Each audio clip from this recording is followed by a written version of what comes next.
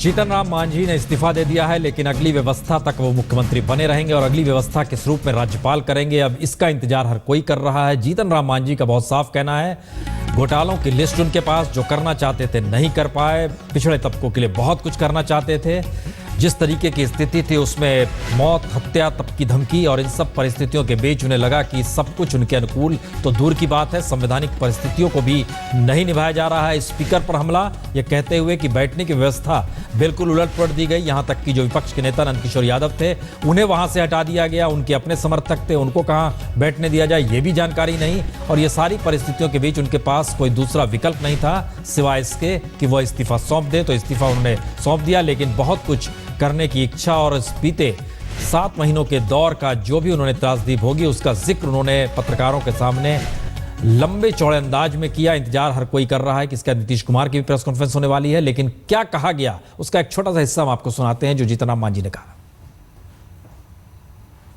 दल के नेता के रूप में नंद किशोर जी का नाम भी हमने नहीं देखा, यानी विधानसभा में नेता विरोधी दल के किसी भी लोगों को मान्यता नहीं दी गई। तो इस तरह से जो सिटिंग अरेंजमेंट हुआ, समझ में नहीं आया कि आखिर कौन सदस्य कहां बैठेंगे, और इस तरह से जो विरोधी दल की मान्यता को भी उन्होंने समाप्त किया। इस पर हम लोगों को माननीय अध्यक्ष जी के इस आचरण पर संदेह हुआ, क्योंकि वो अपना काम पता नहीं स्वविवेक से करते हों या किसके इशारे पर करते हों, प्रायः गलत काम किया और विधायक के साथ साथ मंत्रियों को भी जान से मारना या अच्छा नहीं होगा यदि इस कार्यक्रम से अपने को अलग नहीं करते हों, उस प्रकार का धमकी भरा उनको मोबाइल में संदेश आया। और खुद हमें जीतन राम मांझी जो मुख्यमंत्री हैं उनको भी धमकी मिली, जिसके बारे में आप लोग सब जानते हैं। हमारे रामेश्वर पासवान जी माननीय विधायक हैं, उनके घर पर 10 आदमी आज 4 दिन से उनके सूचना के बिना वहां पर रह रहे हैं, उनसे अनेक प्रकार की बात करते हैं। फिर और कुछ जो विधायक हैं उनके घर पर भी इसी प्रकार की बात आती रही। इतना ही नहीं, निशाने पर उन्होंने लालू और नीतीश दोनों को लिया। जरा यह पहले सुन लीजिए। हमको आश्चर्य हो रहा है माननीय लालू प्रसाद यादव जी को, जो हाल तक उन्होंने कहा कि सामाजिक न्याय का सबसे निचले पैदान पर रहने वाले जीतन मांझी को मौका मिला है तो हम इसको कभी डिस्टर्ब नहीं करेंगे। लेकिन इधर 15 दिन में पता नहीं कौन करिश्मा हुई, किस तरह की बातें आई कि उन्होंने भी चुप लगा दिया। हमारे श्रद्धेय नीतीश कुमार जी, आज जीतन मांझी जो महादलित है, दलित है, अत्यंत पिछड़ा वर्ग समाज से आता है, उसकी प्रताड़ना हो रही थी, गालियां दी जा रही थी, काम करने से रोका जा रहा था, उसके बावजूद भी अपने श्री मुंह से एक शब्द नहीं निकाला। वैसी परिस्थिति में हमको लगा कि आज अपना मुंह ये भीष्म पितामह के रूप में है तो निश्चित रूप में है, हमको संघर्ष में जाना चाहिए। सामाजिक न्याय के पुरोधा कहते हुए भी सीधा अटैक लालू यादव पर, भीष्म पितामह के तौर पर नीतीश कुमार, नंद किशोर यादव जो कि विपक्ष के नेता के तौर पर थे, उनकी कुर्सी को लेकर चिंता। ये एक आने वाले वक्त के राजनीतिक समीकरण की दिशा में बढ़ते हुए कदम। आलोक मेहता जी, आप भी हमारे साथ जुड़ गए हैं, किस रूप में देख पा रहे हैं जो बात जीतन राम मांझी कह गए और अब आने वाली राजनीति क्या होगी? देखिए, मुझे लगता है कि ये भारतीय जनता पार्टी ने जो पूरा, जिसको कहते हैं यदि चक्रव्यूह बनाने की कोशिश की थी, तो कहीं ना कहीं वो टूट गया। और भस्मासुर, मैं तो ये मानता हूँ कि नीतीश कुमार जी की शुरू में जो गलती हुई थी, और भस्मासुर को भी बहुत समय तक ऐसा नहीं होता कि वो शिव जी के ही सिर पर हाथ रखकर, वरना शिव जी की पूजा आज नहीं होती। तो मुझे लगता है कि नीतीश कुमार ने चाहे गलती की, लेकिन उसके बाद जीतन मांझी जो है बहुत अति चले गए। एक तरह से पूरा खेल जो हुआ है वो पूरा बिहार के साथ भी अत्याचार हुआ है, मुझे ऐसा लगता है। चाहे राजनीति में बीजेपी को कल फायदा हो, 6 महीने बाद हो या ना हो, लेकिन इससे बिहार की राजनीति को इतना गंदा किया जाना, वो आपस का यदि झगड़ा भी था और बीजेपी तटस्थ रहती, दोषी कौन है? देख लेती। दोषी कौन है? मुझे तो लगता है कि भारतीय जनता पार्टी चूंकि एक मोहरे की तरह, नीतीश यदि मोहरे इस्तेमाल कर रहे थे तो भारतीय जनता पार्टी तटस्थ रहती, राष्ट्रीय राजनीतिक पार्टी के नाते वो उस खेल में यदि नहीं शामिल होती। और नीतीश ज्यादा बड़े दोषी है या बीजेपी है या लालू? कौन दोषी कौन है? मुझे तो लगता है भारतीय जनता पार्टी है, आपको उसी ने जीताराम मांझी को यूज किया। आपको लगता है भारतीय जनता पार्टी किया? क्या अरुण जी सहमति है इसमें? देखिए, पड़ोसी के घर में आग लगी है तो बाल्टी से पानी डालेंगे, लेकिन वहाँ तो बाल्टी से पेट्रोल डाला जा रहा था। सड़क पर पति पत्नी का लड़ाई हुआ तो समझाएंगे, उसकी बजाय पत्नी को अलग करके और पूरी पति की पिटाई हुई। ये इस तरह का एक राजनीति तो वहाँ हुआ। और मैं आलोक जी से सहमत हूँ कि अल्टीमेटली इसमें सबसे ज़्यादा बिहार को घाटा हुआ है, जो नई राजनीतियों का जनक रहा जी। है। ओके, ये आप नई राजनीति की दिशा में ले जा रहे हैं। अब चूंकि शहनवाज जी हमारे साथ बने हुए हैं, लेकिन उर्मिलेश जी आपसे भी इस पे कमेंट चाहेंगे। मैं तो मानता हूं कि देखिए, नहीं, हमें एक चीज बताइए, क्या वाकई सेंध नहीं लगा दी?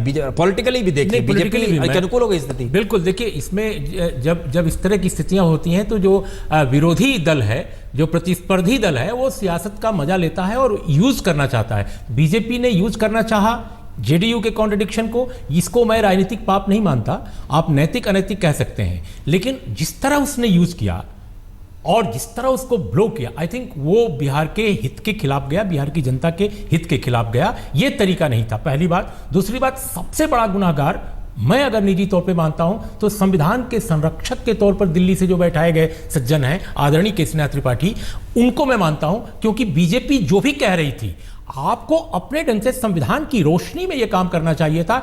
देश के कई बड़े संविधान जो वेत्ता राज्यपाल हैं, उन्होंने अपने इस तरह की क्राइसिस के पीरियड में बहुत महत्वपूर्ण काम किया है। गोपाल कृष्ण गांधी का मैं नाम ले सकता हूं, जो बंगाल के राज्यपाल थे, जिनकी तरक्की पसंद सोच सभी जानते हैं, लेकिन उन्होंने सीपीआईएम के व्यू के खिलाफ स्टैंड लिया। तो और उनके दोस्त थे उस समय के चीफ मिनिस्टर, बहुत अच्छे रिश्ते थे।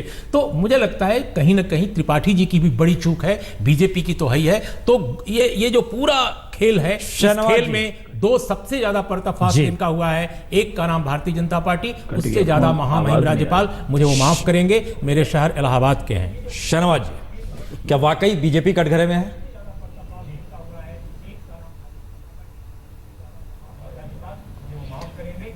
शहनवाज जी, आवाज आ रही है हमारी आप तक? देखिए, बीजेपी कटघरे में नहीं है। भारतीय जनता पार्टी मुख्य विपक्षी दल के नाते हमारी ये जिम्मेदारी थी कि ये जदयू का अंदरूनी मामला था और उस अंदरूनी मामले में हमारा कोई लेना देना नहीं था। नीतीश कुमार जी की सत्ता के लिए जो महत्वाकांक्षा और इच्छा पैदा हो गई, उनकी इच्छा शक्ति की वजह से बिहार में ये सब कुछ हुआ है।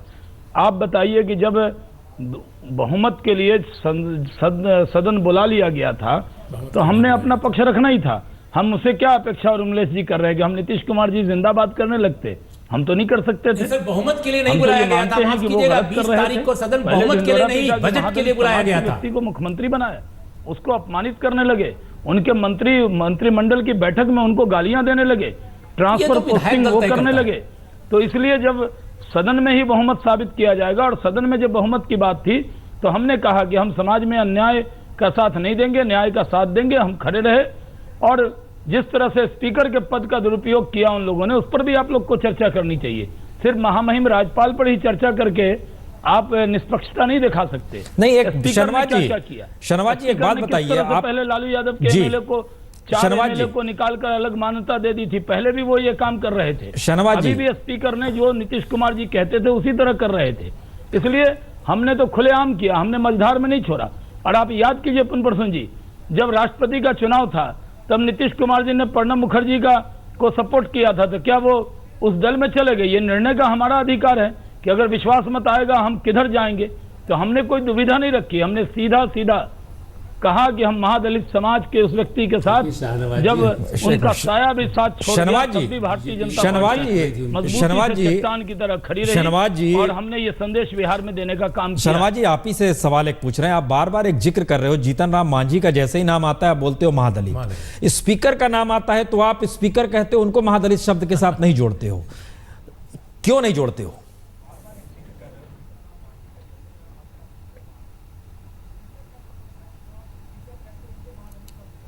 अरे उसको नीतीश कुमार जी ने कहा ना महादलित, हमने कहा, नीतीश कुमार जी ने कहा ये शब्द जीतन राम मांझी नहीं बनाया। आप उनका पुराना बाइट निकालिए, आज तक की आर्काइव में है। नीतीश कुमार जी ने कहा हमने महादलित समाज के व्यक्ति को बनाया। ये लंबा लंबा भाषण उन्होंने दिया था।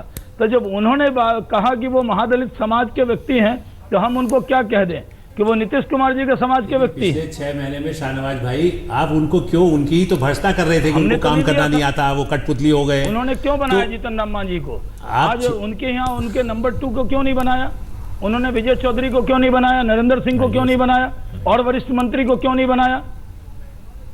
नहीं, 6 महीने से शाहनवाज भाई आप क्यों आलोचना कर रहे थे? आलोक जी, एक मैसेज देखिए बड़ा साफ है कि वोट बैंक के तौर पर नीतीश जी ने जो महादलित का पूरा कार्ड खेला, वो इस चुनाव में आकर सामने आकर खड़ा हो गया और उसको लेकर एक लड़ाई शुरू हो गई है। ये लड़ाई राजनीतिक तौर पर बिहार का क्या होगा ये दूर की, लेकिन राजनीतिक दलों का क्या होगा ये इस पे लोग जानना चाहेंगे। क्या होगा, राजनीतिक दल क्या करेंगे? और देखिए जिस तरह से पुराने अनुभव हैं, आप पासवान जी को कांग्रेस ने कभी यूज़ किया, उसके बाद उनके साथ क्या रहा, बीजेपी भी अभी यूज़ करती है, लेकिन क्या उनके साथ आप देखिए शाहनवाज जी यहाँ पर हैं, किसी दलित या अल्पसंख्यक का अनाउंसमेंट आज बीजेपी ने जैसे कई जगह अनाउंस कर देती है चीफ मिनिस्टर, 6 महीने बाद चुनाव है, कह दें कि शाहनवाज मुख्यमंत्री होंगे, कह दें कि महादलित मुख्यमंत्री होगा, हम चाहे कोई भी हो, चाहे वो स्पीकर हो, चाहे ये हो या पासवान हो, लेकिन क्या बीजेपी कहेगी? देखिए बीजेपी भी जातिगत राजनीति में एक पराकाष्ठा, जिस समय एक तरफ कहा जाता है न जात है, न रिश्वत है, न पैसा है, लेकिन वो भी एजेंडा खाली उनको यूज़ करना चाहते हैं।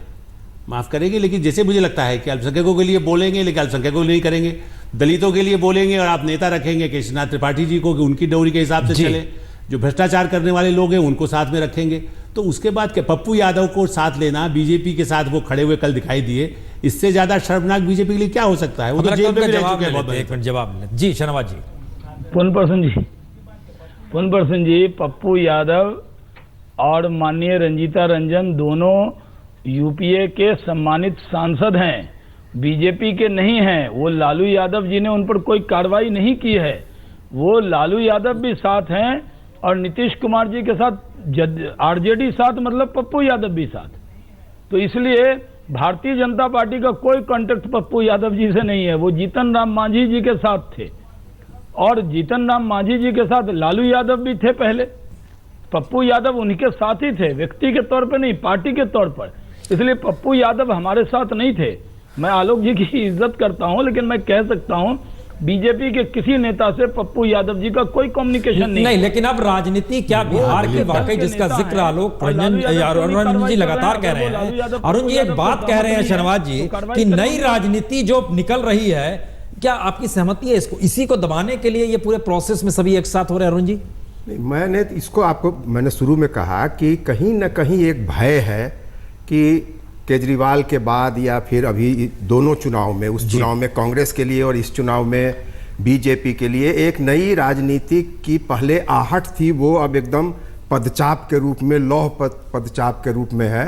और यह देखा जाना बाकी है कि आगे वह राजनीति किस किस प्रांत में क्या क्या असर डालेगी। इस राजनीति का लाभ बीजेपी ने उठाया। अब कहीं ना कहीं इस चुनाव में बीजेपी को उस राजनीति से घाटा हुआ है। क्षेत्रीय जो प्रांतीय जो छत्रप हैं वो लोग पुराने ढंग की राजनीति को ही चलाना चाहते हैं। मसलन बिहार यूपी के जातीय नेता एक जगह हो जाएं, विलय कर लें, इस तरह का उनके मन में है। कहीं ना कहीं मुझे तो बार बार ये लग रहा है कि ये एक नूरा कुश्ती भी था कहीं ना कहीं, कि ये इस तरह का एक पूरा बिहार में माहौल बनाओ कि वो पुराना बाहुबल, पैसा का बल और तमाम मर्यादाओं का हनन, पुराना पारंपरिक राजनीति और न्यू पॉलिटिक्स, क्या कहीं ना कहीं अंतर विरोध है, जमीन पर हो सकता है। हम लौटेंगे छोटे से ब्रेक के बाद, लौटेंगे जैसा ब्रेक लेना है छोटा सा। हम पहले आपको सीधे लिए चलते हैं, बिहार में पहली प्रतिक्रिया आ रही है बीजेपी की तरफ से। नंद किशोर यादव, आवाज नहीं करो, आवाज नहीं करो, सुना नहीं पता। कौरवों ने अभिमन्यु का पद कर दिया, जनता दल यू, आरजेडी और फिर से भैया आगे जाओ ना, आगे बताइए थोड़ा सा जाजी कैमरा आ रहा है,